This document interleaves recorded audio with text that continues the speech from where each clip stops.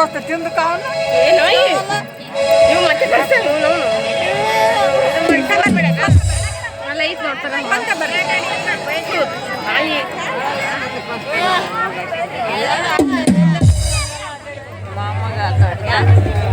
ಅಮ್ಮ ಭೂಮಾತೆ, ಇಂದು ನಿನ್ನನ್ನೇ ನಂಬಿ ಬಡವ ನಿನ್ನ ಉಡಿ ತುಂಬುತ್ತಿರುವನು ತಾಯೇ. ಈ ಬಡ ರೈತನ ಹೊಲದಲ್ಲಿ ಚೆನ್ನಾಗಿ ಫಸಲು ಬಂದು ಅದಕ್ಕೆ ತಕ್ಕನಾದ ಬೆಲೆ ಸಿಗಲಿ ಎಂದು ಈ ರೈತನಿಗೆ ಆಶೀರ್ವಾದ ಮಾಡು ತಾಯೇ, ಆಶೀರ್ವಾದ ಮಾಡು. ಬೆಳೆ ಇಲ್ಲದ ಕಾರಣ ಅದೆಷ್ಟೋ ಜನ ನೊಂದು ಬೆಂದು ಬೀದಿಯಲ್ಲಿ ಭಿಕ್ಷೆ ಬೇಡುವಂತಾಗಿದೆ ಈ ಬಡ ರೈತರ ಪಾಡು.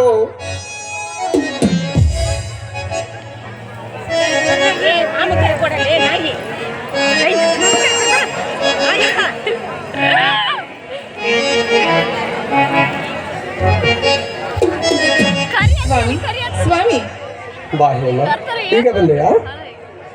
ಹೌದು ಸ್ವಾಮಿ, ಈಗ ತಾನೇ ಬನ್ನಿ ಕೈಕಾಲು ತೆಗೆದುಕೊಂಡು ಬನ್ನಿ, ಊಟ ಮಾಡಿಲ್ಲ. ಸರಿ ಹೇಮ, ಆಯ್ತು. ಹೇಮ, ಒಂದು ನಿಮಿಷ ಕೈ ತೊಳೆದು ನೀರು ತೆಗೆದು.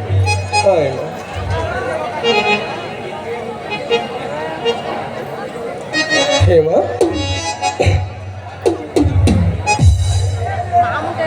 ನಿಂದು ಊಟ ಆಯ್ತಾ ಹೇಮ? ಹೌದು ರೀ, ನಂದು ಮನೆಯಲ್ಲೇ ಆಯ್ತು. ಹೇಮ, ಸುಳ್ಳು ಎಷ್ಟು ಸಲಿಸಾಗಿ ಹೇಳುತ್ತೀಯಲ್ಲೇ ನೀನು. ಯಾಕ್ರಿ, ನಾನು ಸುಳ್ಳು ಹೇಳ್ತೀನಿ? ಇಲ್ಲ ರೀ, ನಾನು ನಿಜವಾಗಿ ನಡೆಯುತ್ತಿದ್ದೇನೆ. ಎಲ್ಲಿ ಹೇಮ? ಒಮ್ಮೆ ನನ್ನ ಕಣ್ಣಲ್ಲಿ ಕಣ್ಣಿಟ್ಟು ನೋಡೋಣ.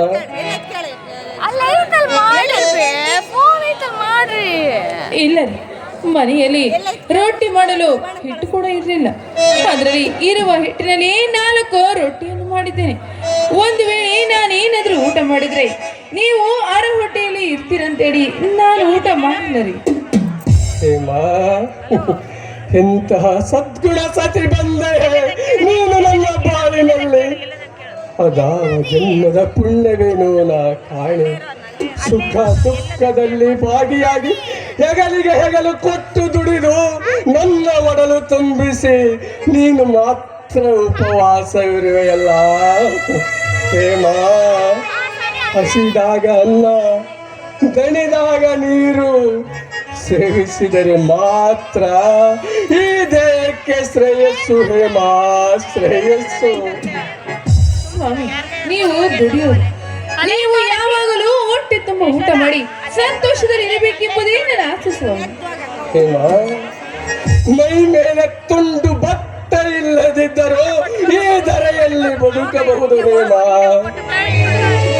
ಆದರೆ ಹೊಟ್ಟೆಯ ತುತ್ತು ಅನ್ನವಿಲ್ಲವೆಂದರೆ ಹಸಿದ ಒಡಲು ಕುಸಿದು ಭೂಮಡಿಲು ಸೇರುವುದು ಖಚಿತ ಹೇಮಾ, ಖಚಿತ.